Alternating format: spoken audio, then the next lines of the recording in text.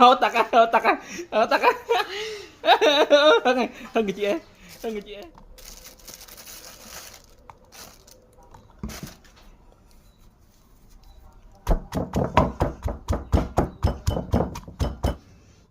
Nè chị ăn nè. Không hả? Nghe nhận.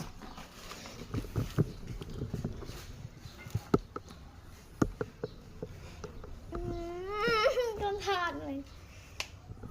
Nghe nhé. Ừ? Không chở ơi.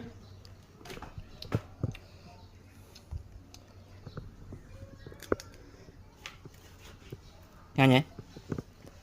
Tìm đáy là. Hô tức này chứ, nghe mày hô tức này. Nghe nhận. Tìm đáy là. Ở đây hả? Đánh tặc kì. Nghe nhận. Nhanh. Nó nghe hô tiết chứ. Thật ra mà. Nè, mà giờ tặc đây chưa? Nghe nhận chưa? Anh chưa. Ủa? Mà tên hết đâu, thèm khó mà nhá. Chứ anh nha. Hô tặc á, hô tặc á, hô tặc á. Hơn người chị em, hơn người chị em. Hơn nghe, hơn nghe. Hơn nghe. Hơn ngật. Ở chứ, ăn hết này. Dùm đáy nè, ăn hết này hô tặc. Ngáo chứ. Đâu hả nắng ban phèm pòn. Bạn đấy rộp tao mà phây này, rộp tao mà phây bình tí.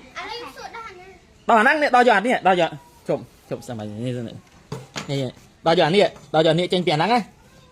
Hay ông mẹ cạch ông mẹ đó, hay bóc thom giật bạn. Ông mẹ cạch này đó, ông tốt đấy. Ở đây pai. To. Rộp mà phây ấy. To. To. Rộp á, chào em rộp á nè.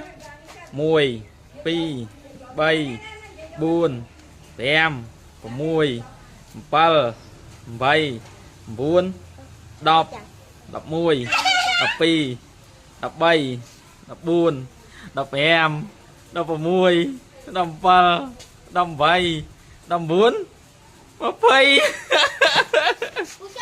20 mà 10 đây 10 2 3 còn cạch vào kia 4 5 6 7 8 9 10